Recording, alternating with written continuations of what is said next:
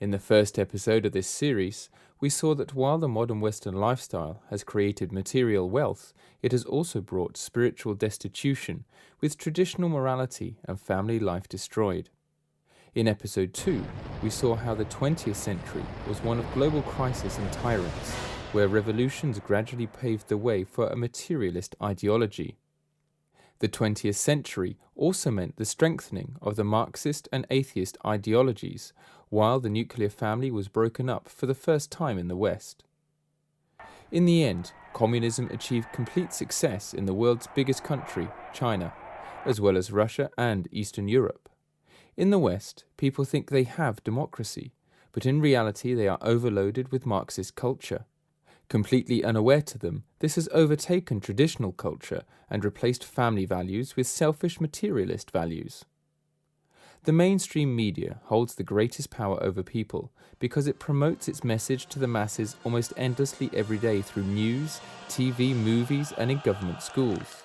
Marxism is based on a constant flow of propaganda promoting its values.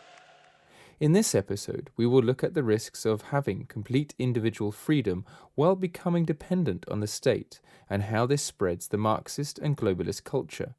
We will also show that Marxism is an attack on our civilization, which traditionally had many different nations and cultures. This is psychological warfare, aimed at weakening the whole of mankind and enslaving all peoples under a global ruling class. We also show you that many of the Marxist methods of subversion were stolen from the great Chinese general Sun Tzu. Other Chinese books that inspired the Marxists were The Way Lao Tzu and Six Secret Teachings. In these books, you can find that agriculture and people are said to be the two greatest resources of the state, and both should be nurtured and provided for. It is also said that the major principle in ruling a country should be to love the people, and to love the people meant to reduce taxes and unpaid labor. The Chinese military strategist Sun Tzu said in 500 BC that all warfare is based on deception. His principles of subversion of alien countries can be summarized in the following 7 points. 1. Cover with ridicule all of the valid traditions in your opponent's country. 2. Implicate their leaders in criminal affairs and turn them over to the scorn of their populace at the right time. 3. Dispute the work of their government by every means. 4. Do not shun the aid of the lowest and most despicable individuals of your enemy's country. 5. Spread disunity and dispute among the citizens. 6. Turn the young against the old. And 7. Be generous with promises and rewards to collaborators and accomplices. Does this sound familiar? Some 2,500 years later, we can read the same instruction in a secret document allegedly authorized by the Communist Internationale for their young revolutionaries. The document is titled Rules of Revolution and reads: 1. Corrupt the young, get them interested in sex, take them away from religion, make them superficial and enfeebled. 2. Divide the people into hostile groups by constantly harping on controversial issues of no importance. 3. Destroy people's faith in their national leaders by holding the latter up for contempt, ridicule, and disgrace. 4. Always preach democracy, but seize power as fast and as ruthlessly as possible. 5. By encouraging government extravagances, destroy its credit, produce years of inflation with rising prices and general discontent. 6. Incite unnecessary strikes in vital industries, encourage civil disorders, and foster a lenient and soft attitude on the part of the government towards such disorders. And 7. Cause breakdown of the old moral values, honesty, sobriety, self-restraint, and faith in the pledged word. Today, most people look for pleasure, fulfilling their personal desires and wanting immediate rewards. Isn't this an attack on people's minds, making them vulnerable to an enemy? Plato was a wise man who said the stages of a society's collapse could be described from looking at its form of government. He formulated these principles in his book, Republic. In it he says the democratic man is the son of the oligarch man. Unlike his father, the democratic man is consumed with unnecessary desires. Plato describes necessary desires as ones that we have out of instinct, or desires that we have in order to survive. Unnecessary desires are desires we can teach ourselves to resist, such as the desire for riches. The democratic man takes great interest in all the things he can buy with his money. He does whatever he wants, whenever he wants to do it. His life has no order or priority. Democracy then degenerates into tyranny, where no one has discipline and society exists in chaos. Democracy is taken over by the longing for freedom. Power must be seized to maintain order. A champion will come along and experience power, which will cause him to become a tyrant. The people will start to hate him and eventually try to remove him, but will realize they are not able. The tyrannical man is the son of the democratic man. He is the worst form of man due to his being the most unjust and thus the furthest remove from any joy of the true kind. He is consumed by lawless desires which cause him to do many terrible things such as murdering and plundering. He comes closest to complete lawlessness. The idea of moderation does not exist to him. Plato summarized by saying that dictatorship naturally arises out of democracy, and the most aggravated form of tyranny and slavery out of the most extreme liberty. Today we talk about how good it is to have liberal values and complete freedom for all people. But are we really free?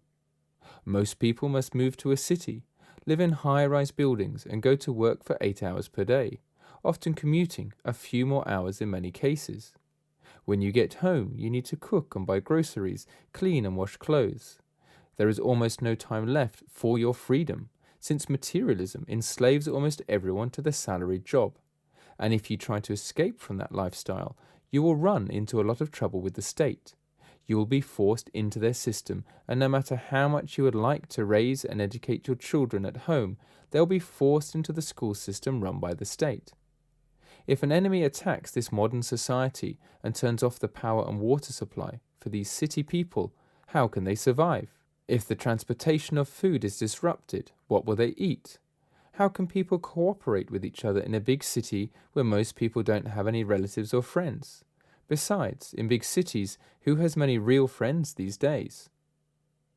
Wouldn't people do whatever the enemy tells them to do since they want to save their lives? If the government is taken over by traitors, wouldn't it mean the end of that country? The government could extort the people into agreeing to anything, including world government, dictatorship, giving up all their property, and so forth. All of this would happen only because people are desperate to fill their stomachs and have no defense because of their modern thinking and lifestyle. Haven't we come to a situation exactly in line with the Chinese subversion principles presented thousands of years ago? People have lost all their material and spiritual safety, and they believe they are free when in fact they are already enslaved under the state.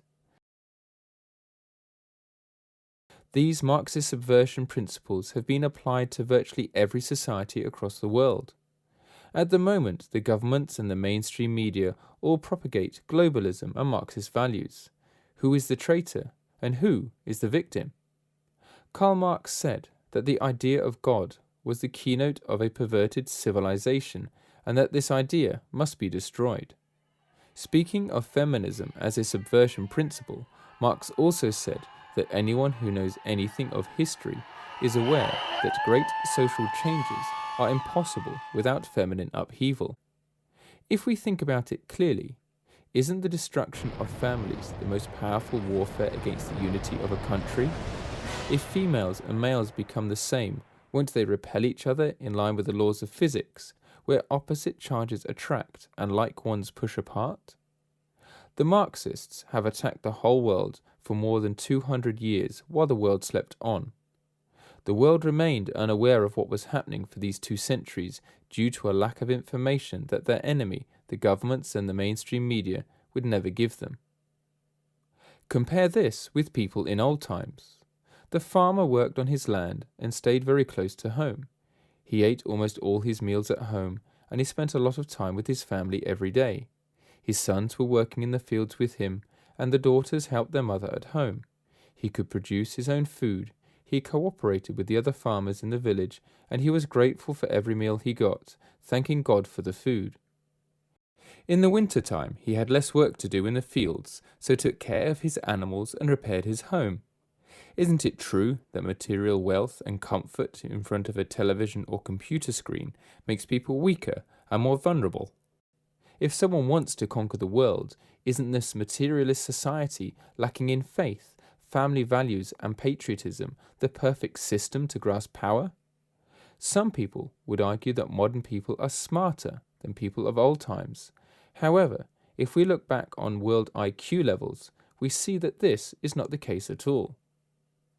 According to prophecies, the whole world will be controlled by traitors at the end of times, around the year 2000. It coincides perfectly with most governments pushing Marxist agendas today. It's so hard to detect these hidden traitors without a thorough knowledge of history and psychological warfare. With this episode, we hope that some people will become aware of the real facts. So where is there light in this world? As we know from physics, positive and negative particles must always be balanced over time.